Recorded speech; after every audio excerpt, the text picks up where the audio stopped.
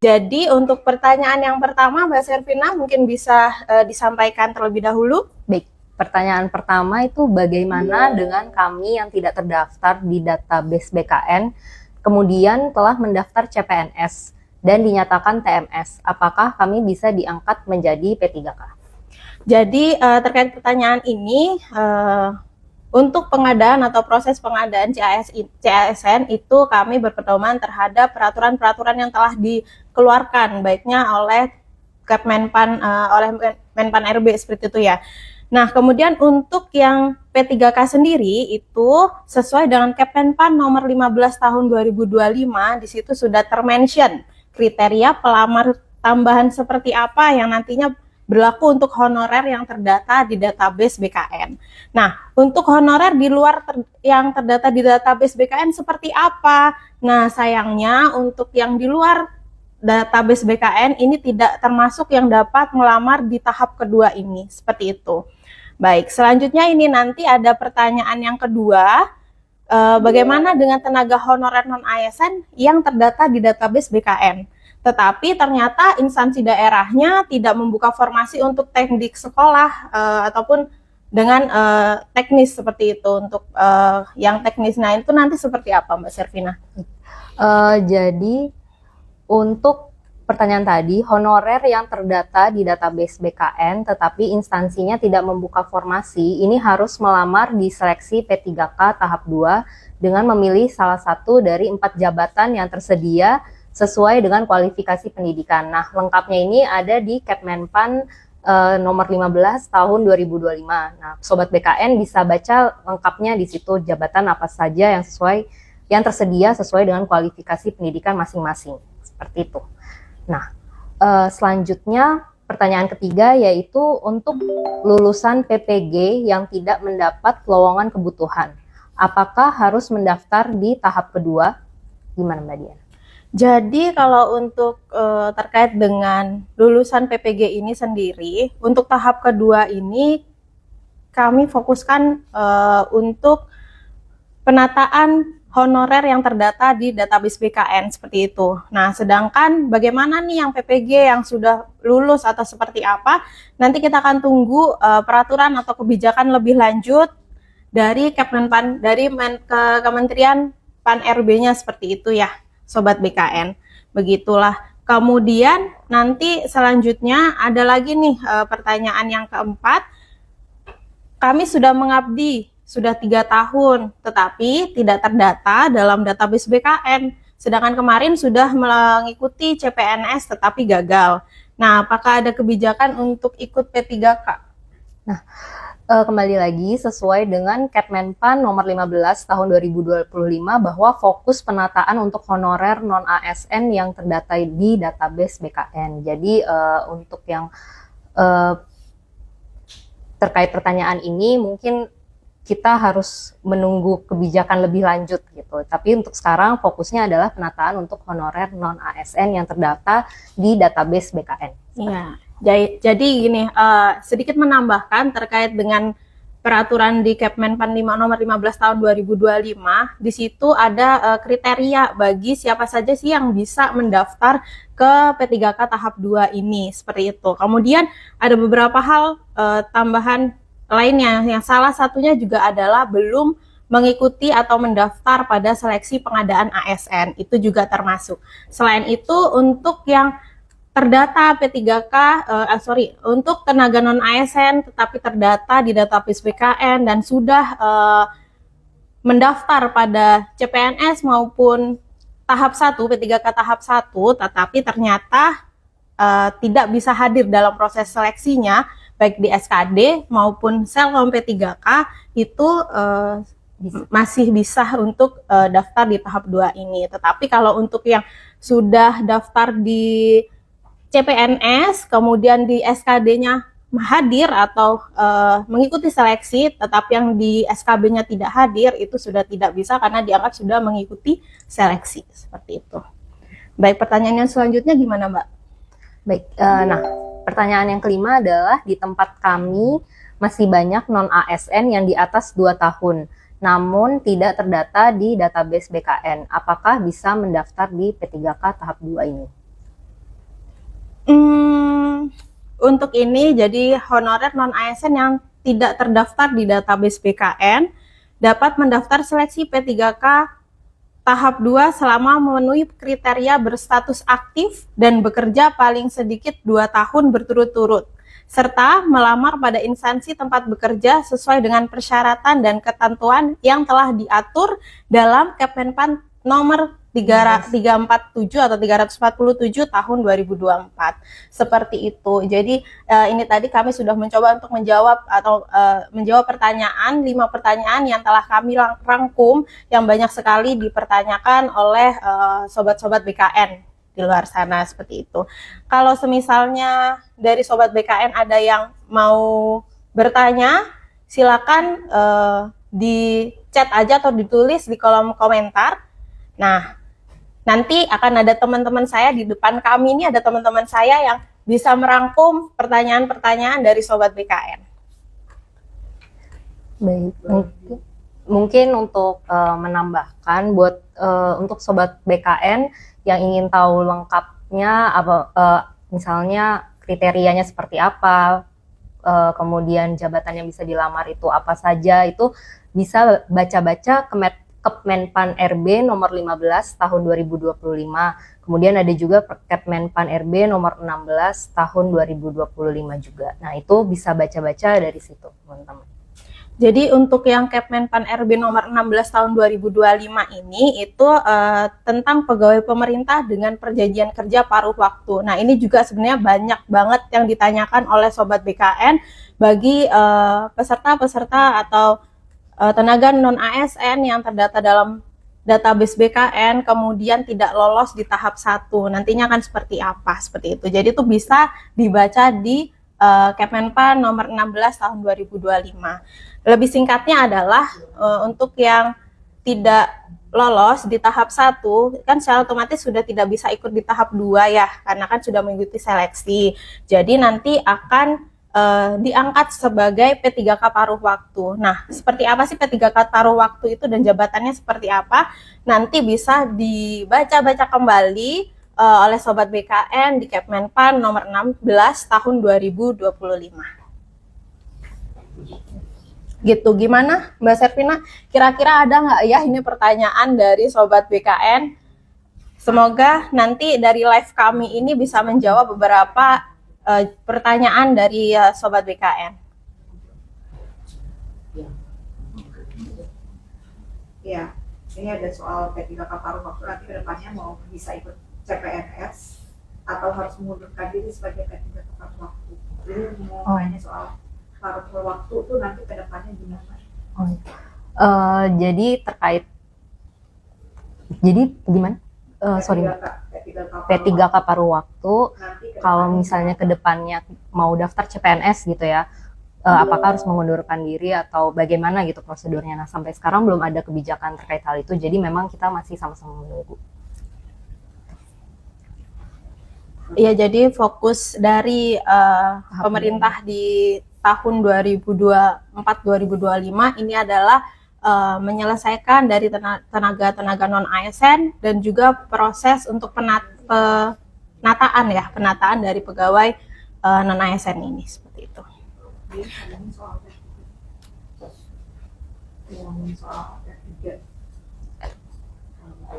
Ya. Gimana? Kalau R3 nggak lulus seleksi di tahap 1, itu apakah bisa langsung jadi paruh waktu atau dia mengisi yang kosong? Ya, jadi kalau misalnya di tahap 1 itu kan tidak ada optimalisasi. Nah, nanti di tahap 2 akan tes terlebih dahulu, kemudian kiranya masih ada yang kosong atau seperti apa, kita masih belum tahu ya, karena kan dari formasi dari tiap-tiap instansi nanti seperti apa, seperti itu. Tapi nanti proses optimalisasi bila belum terisi atau seperti itu, dan sesuai dengan peraturan atau kriteria tertentu untuk proses optimalisasi untuk di tahap 2, nanti akan diproses tahap 2. Sedangkan kemudian R3 ini kan berarti non-ASN yang terdata di database BKN ya. Kemudian seperti apa nantinya ya, kalau semisalnya tidak lolos, nanti akan diangkat sebagai P3K paruh waktu, seperti itu. Nah, kalau paruh waktu ada mengisi DRH gitu nggak? Nanti mekanismenya gimana? Belum ada ya? Belum ada. Kalau untuk P3K paruh waktu yang mekanisme mengisi DRH itu belum ada kebijakan. Kelima. Ya. Boleh. Ya.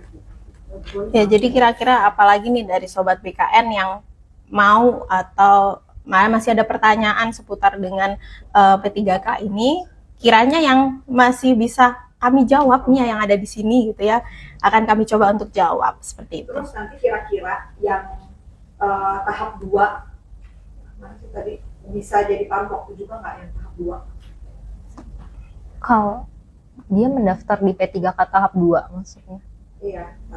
Tapi kalau Iya, gimana Mbak Serna? maksudnya kalau nggak Jadi lulus kalau- di P3K tahap 2 atau Jadi yang daftar uh-uh, tahap 2 bisa jadi paruh waktu juga nggak? Wah. sejauh ini kita tunggu Belum ada dulu ya sih, sebagaimana kebijakannya, Iya. kemudian mekanismenya nanti juga seperti apa, sama halnya dengan apakah yang paruh waktu nanti harus mengisi data dan dokumen lain sebagainya seperti itu. Kalau tenaga honorer yang belum masuk database BKN tapi tidak lulus SKD CPNS bisa nggak langsung jadi P3K paruh waktu? belum ada peraturan ya? Belum, nggak bisa. Jadi coba Mbak Servina gimana? Belum ada. Belum nggak bisa. Fokusnya sih sekarang itu penataan yang terdata di database BKN. Jadi terkait hal itu mungkin masih belum tahu ya. Belum Sejauh tahu ini sih belum ada ya belum ada kebijakan ya. kebijakan dan ketentuan seperti itu, tapi fokus dari pemerintah adalah pegawai non ASN yang terdata dalam database BKN. Oke. Tentang apa nih? Katanya ada yang mau minta dijelasin lagi yang pertanyaan yang pertama itu. Ada yang mau ditanyain terkait dengan pertanyaan yang pertama? Iya, mau minta dijelasin lagi terkait pertanyaan pertama. Oke, jadi nanti untuk yang pertanyaan pertama itu kan peserta yang tidak terdaftar di database BKN, kemudian terus mendaftar di CPNS, dan kami nyatakan TMS, apakah bisa diangkat menjadi P3K. Nah, seperti yang sudah kita bahas dari tadi ya, sebenarnya fokus dari pemerintahan adalah penataan dari tenaga non-ASN yang terdata di database BKN, seperti itu. Nanti terkait peraturan tersebut, sesuai Kepmenpan, kembali lagi ya, kita coba buka atau kita baca bareng-bareng terkait dengan Kepmenpan nomor 15 tahun 2025. Kriteria pelamar untuk tambahan hanya berlaku untuk honorer yang terdata di database BKN, seperti itu. Gitu sih ya Mbak Servina ya. Mungkin bisa dijelasin lagi soal pendataan non ASN yang udah dilakukan. Baik, kalau untuk pendataan ASN itu kan sebenarnya sudah dilakukan di tahun 2022 ya, yang terdata di database BKN, jadi seperti itu. Kemudian fokus dari pemerintah yaitu menyelesaikan dari tenaga-tenaga non-ASN yang terdata dan sudah terkonfirmasi di database BKN, gitu. Nah, untuk bagaimana selanjutnya yang tidak terdata, kemudian bahkan sudah bekerja, karena itu mungkin pendataan di tahun 2022 ya Mas Servina ya, kemudian bagaimana nanti kalau kami yang bekerja TMT-nya per tanggal atau per tahun 2022, sebenarnya kan sampai di tahun 2024 sudah 2 tahun seperti itu ya, tapi tidak terdata. Nah, ini masih belum ada kebijakan lebih lanjut seperti itu. Tenaga ASN terdata di database BKN 2022 pada instansi A, tapi yang bersangkutan daftar CPNS di instansi B, lalu gagal di SKD. Apakah bisa menjadi P3K paruh waktu? Diulang lagi ini pertanyaannya. Gimana pertanyaannya? Tenaga non ASN terdata di database BKN 2022 pada instansi A, tapi mendaftar CPNS di instansi B, lalu gagal di SKD. SKD CPNS. Apakah bisa menjadi P3K paruh waktu?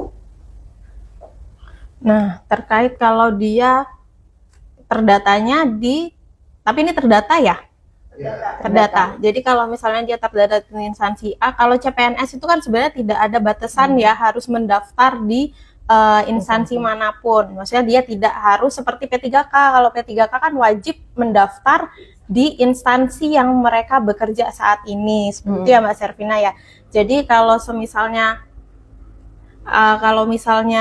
di kalau misalnya yang bersangkutan kemudian tidak lolos pada tahap seleksi CPNS, sedangkan kemudian pertanyaannya adalah apakah bisa menjadi P3K paruh waktu ya, P3K paruh waktu di instansi A atau di tempat saat ini dia bekerja sebagai honorer atau tenaga non ASN. Jadi ini ada kriteria untuk pegawai dari surat Menpan ya Mbak Servina. Gimana Mbak Servina?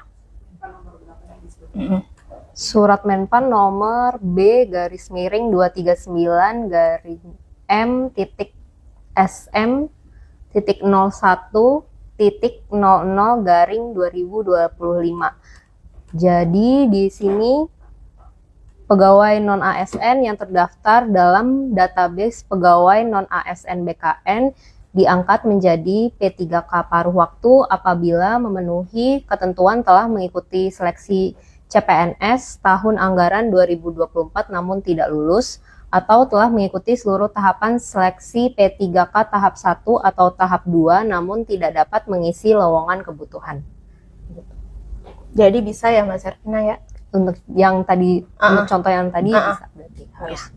Jadi bisa ya buat teman-teman atau sobat BKN yang sudah mendaftar tetapi gagal pada daftarnya di instansi lainnya atau di instansi B gitu ya, bukan tempat dia bekerja saat ini, bisa sesuai dengan surat dari Menpan RB seperti itu, bisa untuk diangkat menjadi P3K paruh waktu seperti itu. Ada pertanyaan soal masih gimana nasib honorer yang belum terdata di database BKN tapi udah bekerja nih lebih dari 2 tahun tapi masih aktif sampai sekarang dan itu bisa diulangi.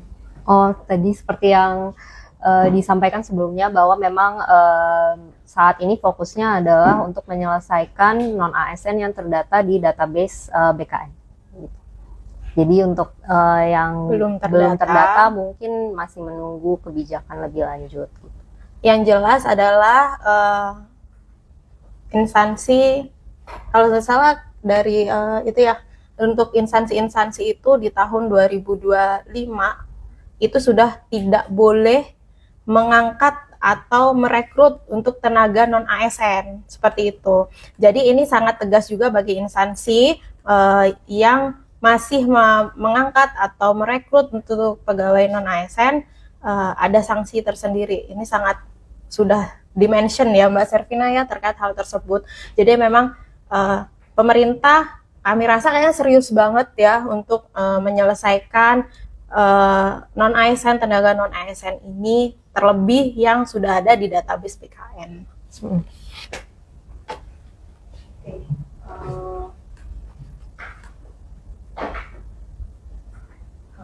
Oke, kalau gitu boleh sambil closing makan di atas enggak? Ya, mungkin direspon banyak yang banyak ditanyakan terus disampaikan. Baik, dari seluruh pertanyaannya seperti yang tadi juga sudah disampaikan bahwa memang fokus pemerintah saat ini adalah untuk menyelesaikan non ASN yang terdata di database BKN. Nah, tapi teman-teman dan sobat BKN itu juga bisa melengkapi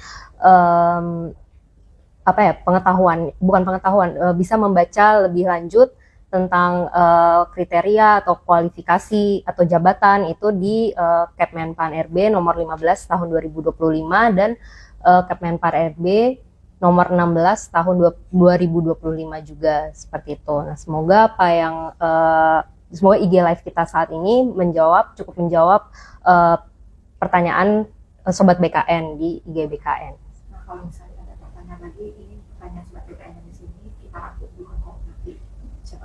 Ya, jadi kalau misalnya ternyata masih ada banyak banget pertanyaan dari sobat BKN yang sudah ditulis di kolom chat, dari live IG ini kami atau mungkin dari media sosial lainnya di media sosial dari BKN, kami akan coba selanjutnya akan merangkum kembali pertanyaan-pertanyaan apa sih yang kiranya akan kami angkat kembali dan kami akan coba untuk menjawab pertanyaan tersebut seperti itu ya.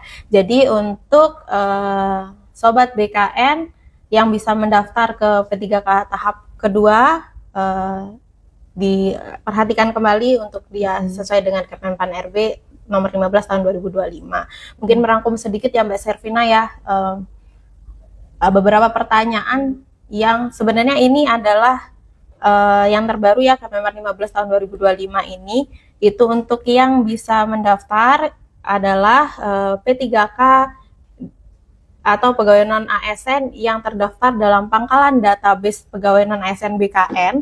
Kemudian yang pertama adalah tidak memenuhi syarat atau TMS pada seleksi administrasi ya, yang harus di garis bawah ada seleksi administrasi untuk pengadaan P3K tahap 1. Yang kedua adalah tidak memenuhi syarat pada seleksi administrasi juga pada pengadaan CPNS. Selanjutnya adalah belum melamar seleksi pengadaan ASN apapun, baik P3K tahap 1 maupun CPNS. Selanjutnya adalah memenuhi syarat seleksi administrasi, namun tidak mengikuti seleksi kompetensi pengadaan P3K tahap 1 dan juga memenuhi syarat seleksi administrasi, namun tidak mengikuti seleksi CPNS di tahun anggaran 2024. Nah, untuk yang tidak hadir atau tidak mengikuti ini, itu hanya untuk yang pada seleksi SKB. Karena kalau sudah mengikuti tes seleksi SKD, itu sudah dianggap untuk hadir atau mengikuti seleksi dari proses pelaksanaan seleksi CPNS tersebut, seperti itu. Baik, kalau misalnya ada lagi yang mau ditanyakan atau mungkin yang sudah dituliskan dalam kolom komentar di IG, di media sosial dan juga chat di live IG ini, nanti kami dari tim BKN akan mencoba untuk merangkum dan mencoba untuk menjawab di lain kesempatan. Yang belum terdaftar, ajakan yang belum daftar, upload sudah mendaftar. Bagi sobat BKN yang di tahap sebelumnya ini belum mendaftar dan apabila sesuai dengan kualifikasi seperti di peraturan, segera mendaftar ya teman-teman. Iya. Jadi harus segera ya Mbak ya. Maksudnya adalah kita sudah banyak kali kita untuk mensosialisasikan terkait proses pengadaan P3K. Jadi kami pun mengharapkan bahwa para sobat BKN yang belum mendaftar tetapi sudah lolos atau masuk kriteria dari peserta yang dapat mendaftar di tahap 2 ini untuk segera mendaftar. Jangan diundur-undur lah ya, ditunda-tunda seperti itu. Mungkin sekian IG live Q&A menjawab pertanyaan Sobat BKN terkait seleksi CASN 2024. Sampai jumpa. Sampai jumpa.